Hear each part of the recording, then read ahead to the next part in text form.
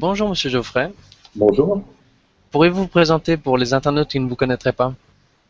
je suis secrétaire général d'un groupe d'élus, c'est-à-dire que j'aide les élus à assumer leurs fonctions d'élus. Et par ailleurs, je suis également blogueur, je tiens le blog lacommunicationpolitique.com. Je m'intéresse à la communication politique depuis longtemps et avec assiduité. Très bien. Que peut-on trouver ou apprendre exactement donc sur le blog lacommunicationpolitique.com?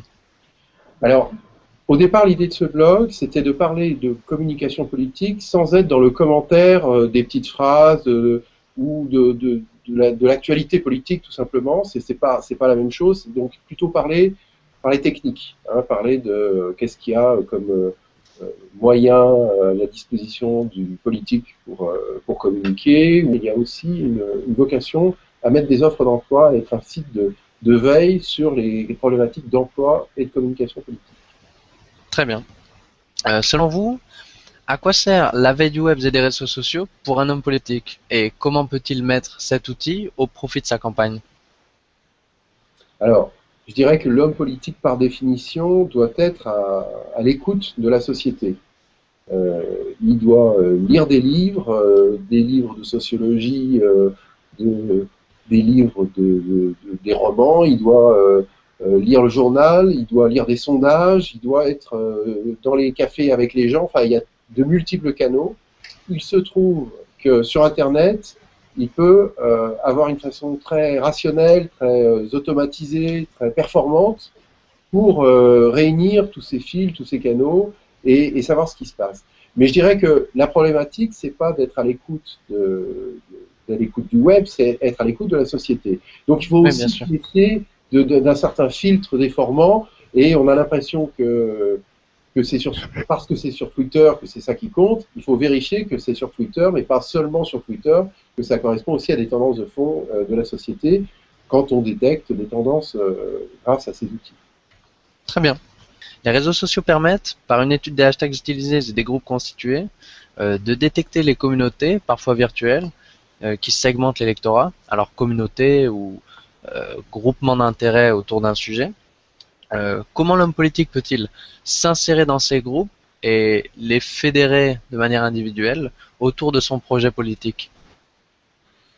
Alors, je voudrais peut-être apporter d'abord une nuance sur la notion de communauté autour des hashtags. Les hashtags, c'est une des grandes inventions de Twitter, hein, qui a Oui, d'ailleurs été repris également par Facebook. C'est pas un hasard.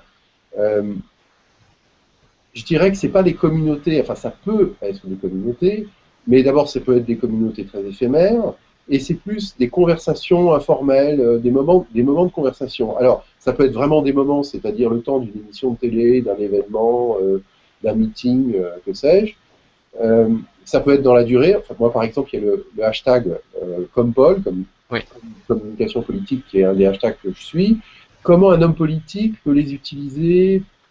euh, je dirais qu'il peut faire de la veille sur certains sujets qui l'intéressent. Je ne sais pas si c'est quelqu'un qui se bat depuis de nombreuses années sur la question du logement social ou du droit des réfugiés. Enfin bon, il peut y avoir des hashtags qui correspondent à ça, et ça peut fédérer des gens d'horizons différents sur des questions précises.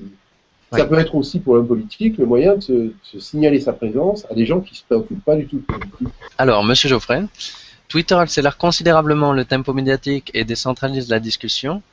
Cela favorise la participation au débat démocratique, mais également l'apparition de crises d'irréputation. Tout ce qu'on dit peut très vite être repris par l'opinion publique et être très très vite partagé, déformé, voire critiqué sur Twitter. Recommandez-vous la mise en place d'alertes pour être prévenu en temps réel en cas de crise d'irréputation? Alors, le politique doit être à l'écoute de la société. Et parmi les choses qu'il peut entendre sur ce que la société dit, c'est ce qu'elle dit sur lui, bien sûr, ça l'intéresse. Donc il y a les sondages, hein, mais ça c'est l'artillerie lourde, ça concerne que quelques grands élus qui apparaissent dans ces instruments. Et sinon, il y a des instruments très simples à la portée de tous, gratuits, qui sont les alertes Google, par exemple, sur son nom. Hein, qu'est-ce Oui, qu'on voit dans la presse. Donc ça, c'est quelque chose que, à mon sens, tout le monde doit mettre en place quand il s'intéresse quand il fait de la politique, à quelque niveau que ce soit. Bon, ensuite, ça peut être insuffisant, il peut y avoir des besoins un peu plus pointus, parce que s'il y a des conversations quotidiennes concernant, il y a besoin de filtres, il y a besoin de... Et là, il y a des sociétés qui produisent des outils plus performants. Je dois dire que c'est pas ma spécialité. La communication sur les réseaux sociaux est désormais partie intégrante du processus de campagne, alors au même titre que les actions terrain ou les communiqués de presse, par exemple. Comment mesure-t-on sa réussite sur ces nouveaux médias vis-à-vis de ses adversaires politiques?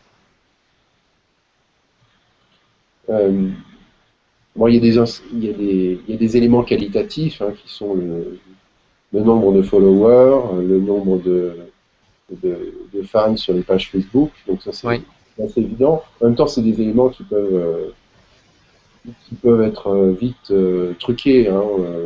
Bon, un œil averti le détecte, mais il y a quand même moyen de modifier un peu la donne de façon plus ou moins subtile. oui, Je dirais qu'il y a un certain type d'informations qui sont données par les réseaux sociaux qui sont plus de l'ordre de l'ambiance, c'est pas du quantitatif, c'est du qualitatif. Si on va sur une page Facebook, on se rend compte qu'est-ce qui se passe, est-ce que il y a des conversations, est-ce que les conversations sont le fait de webmasters plus ou moins aguerris parce qu'on est en campagne et que les gens se mettent à faire des choses qu'ils n'ont pas l'habitude de faire dans des périodes exceptionnelles de campagne.